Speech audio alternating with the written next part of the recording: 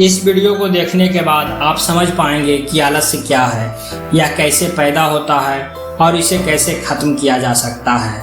एक बार आलस्य से परेशान एक व्यक्ति गौतम बुद्ध के पास आता है और कहता है, बुद्ध, मेरे अंदर बहुत आलस्य है। मैं इस आलस्य की वजह से अपने जीवन में वो सब कुछ नहीं कर पा रहा जो मैं करना चाहता हूँ। इस आलस्य ने मुझे बहुत परेशान कर रखा है। इसकी वजह से मैं अपने जीवन में उन्नति नहीं कर पा रहा हूँ। कृपया आप मुझे इस आलस्य से छुटकारा पाने का कोई तरीका बताएं। यह सुन गौतम बुद्ध मुस्कुराते हैं और उस आलसी व्यक्ति से कहते हैं, तुम्हें कैसे पता तुम्हारे अंदर आलस्य है? उस आलसी व्यक्ति ने कहा, बुद्ध, केवल मैं ही नहीं बल्कि मेरा पूरा परिवार भी यही कहता है कि मैं एक आलसी व्यक्ति हूँ।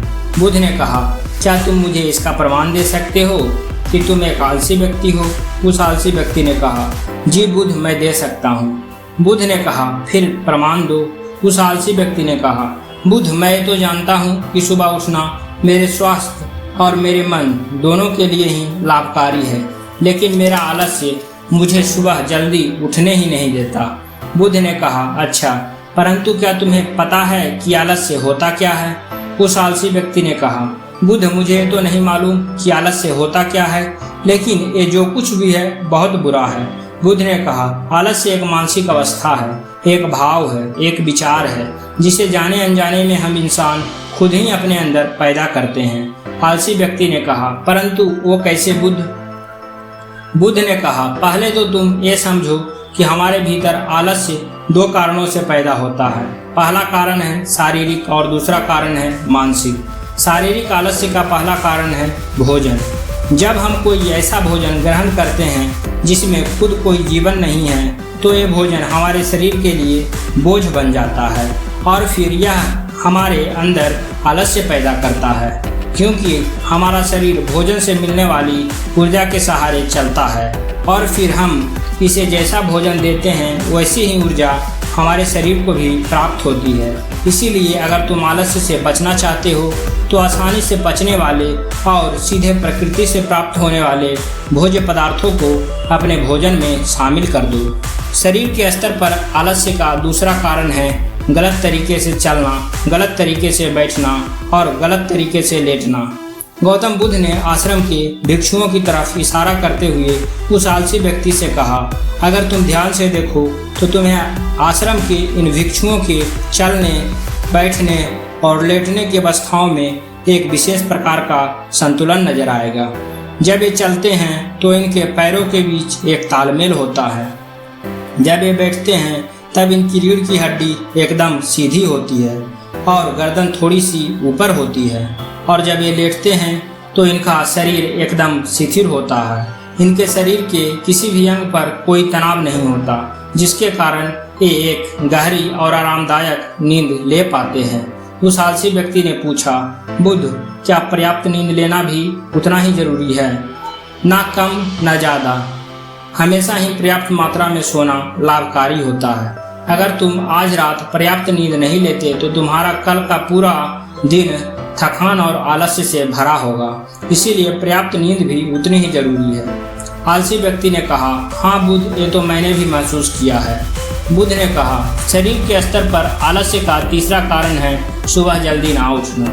यह सुन उस आलसी व्यक्ति ने कहा, हाँ बुद्ध, मैं तो सुबह जल्दी उठ ही नहीं पाता हूँ।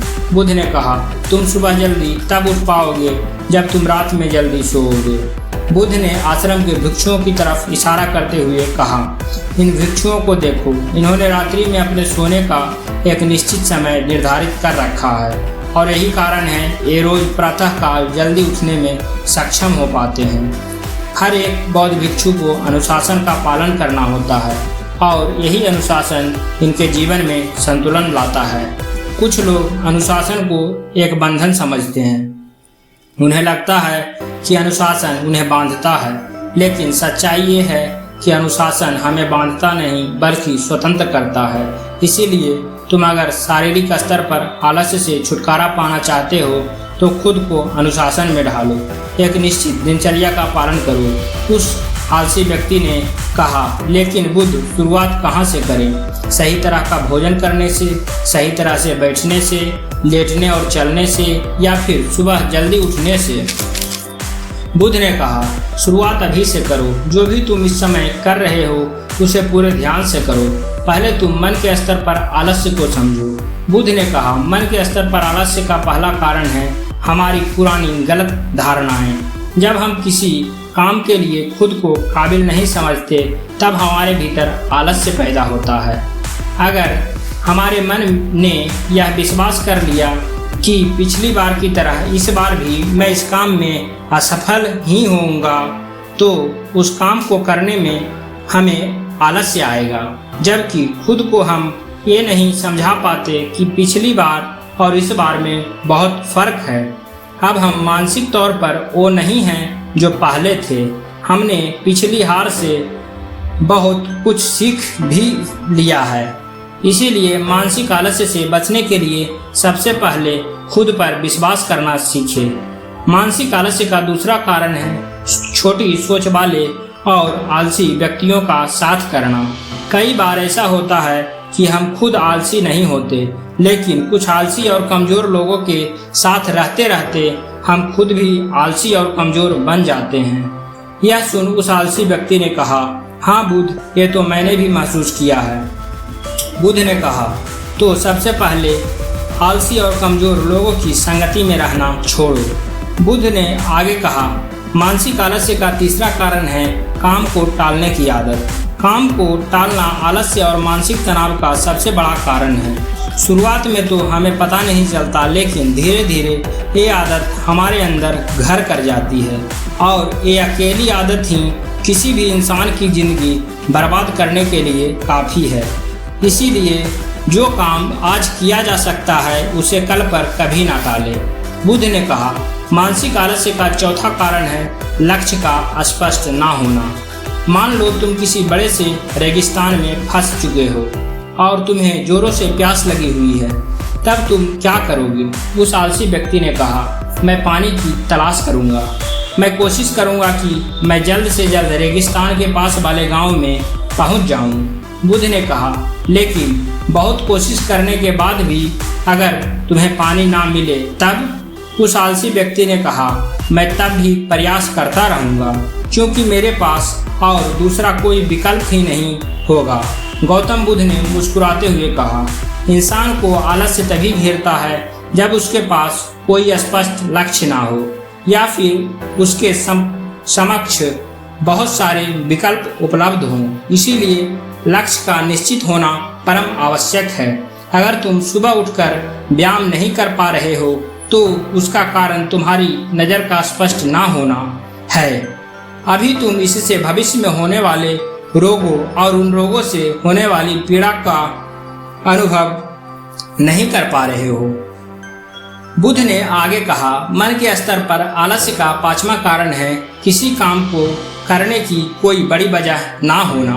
मान लो तुम बहुत से कीमती गहने लेकर एक सुनसान रास्ते से गुजर रहे हो।